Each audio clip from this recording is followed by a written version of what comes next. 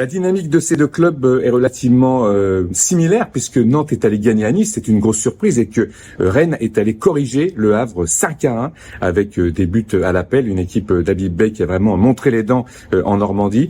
Ça veut dire que ces deux équipes sont assez proches, oui on l'a dit avec le nombre de points, assez proches aussi avec des entraîneurs aux générations différentes mais aux qualités similaires. Habib Beye qui se découvre dans un gros club et Antoine Kombouaré qui se maintient avec cette équipe de Nantes. On avait parlé d'un remplacement, d'un entraîneur encore une fois licencié, mais tout va bien pour Antoine Kombouaré qui a sauvé Nantes, c'est quasiment certain. On verra si tout se passe bien pour les Nantais.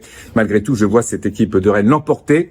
Et on va tout de suite présenter cette cote Génibet avec cette victoire de Rennes à 1,73.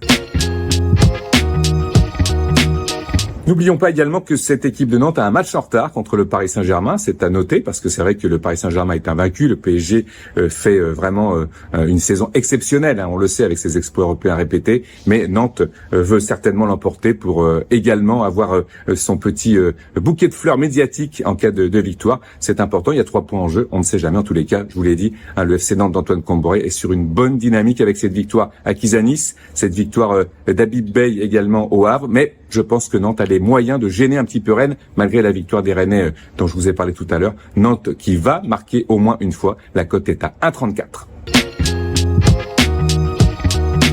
Dans cette équipe de Nantes, il y a un jeune joueur dont on ne parle peut-être pas assez, Ablin, qui a marqué déjà 8 buts en championnat. C'est un petit peu un profil à la Monégasque, si on veut parler d'Akliouche ou de Ben Seguir. En tous les cas, Ablin ne fait pas assez, ça c'est certain. Il est un petit peu irrégulier. Malgré tout, ça peut être l'homme providentiel du côté de Nantes. Mais on a choisi un autre profil qui est un petit peu similaire d'ailleurs par rapport à la réussite et par rapport au taux d'efficacité. C'est Kalimuendo. Il a marqué au Havre, ce n'est pas assez non plus, mais Kalimuendo buteur, pourquoi pas. En tous les cas, on va jouer cette cote. Kalimuendo buteur contre Nantes. La cote est à 2,60.